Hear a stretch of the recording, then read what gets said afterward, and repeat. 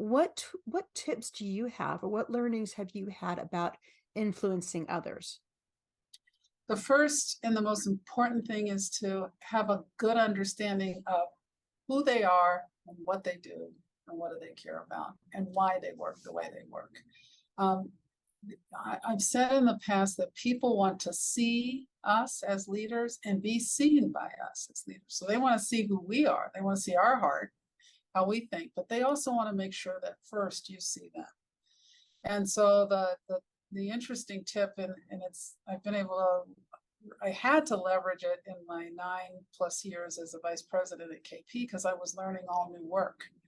So it's about trusting the people you work alongside, recognizing and getting clear about, so what do you bring to the dance, or what do you bring to the party? Because you don't, especially after 25 years of caring for women as a practicing OBGYN, I can't get a 25-year career in government relations, which is one of the responsibilities I had, or integrated communications and advertising and marketing. You have to be willing to humble yourself and trust and learn from the people who are there. And the interesting thing is, if you do that, they bring you in, they invite you in, because then you have the chance to sort of put your, especially as the leader, to put your vision, your spice into things, into the recipe, as it were.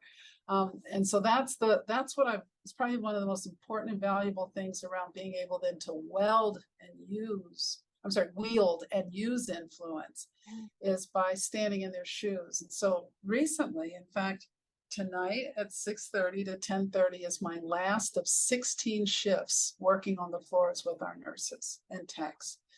I decided, given all the pressures and stresses that nurses and all other sorts of caregivers or care team members, but certainly in healthcare, our nursing teams, the incredible duress that they've been under in acute care hospitals, as well as our amazing Craig, that I needed to have a better sense of what really goes on up there, because the nursing shortage isn't going to go away. Mm-hmm. And we certainly have been impacted by it, although to a lesser degree than sort of the big acute care hospitals, but we've seen it. People say, you need to see what I do. I mean, we hear that. You don't understand my work, however it may come out, regardless of the sector you're in. And the best way to get to really see them isn't to necessarily always, it's not just around, to walk around the floor, manage by walking around. But what if you put on the clothes and the gloves and really step in? So I made a decision to do four of these shifts, these 4-hour blocks of time on the 4 floors where patient care happens, alongside our techs, who are certified nurse assistants, and our RNs. And it has been illuminating and eye-opening, and gosh, they appreciate it. I have I always had such a profound love and respect for what nurses do anyway, because I did it for 25 years, both in the hospital and in medical offices.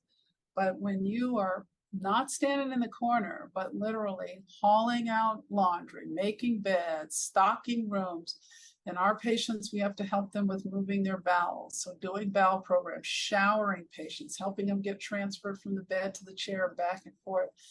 Get a real sense of what really is in the work. And the beauty of that is that then from this position, I have the ability to think about, so how do we support nurses? What really is going to be needed up there when this nursing shortage continues? And more importantly, they just appreciated it. And I loved, selfishly, being back around patients and at the bedside. So I think that's the other way you wield influence. They will trust you.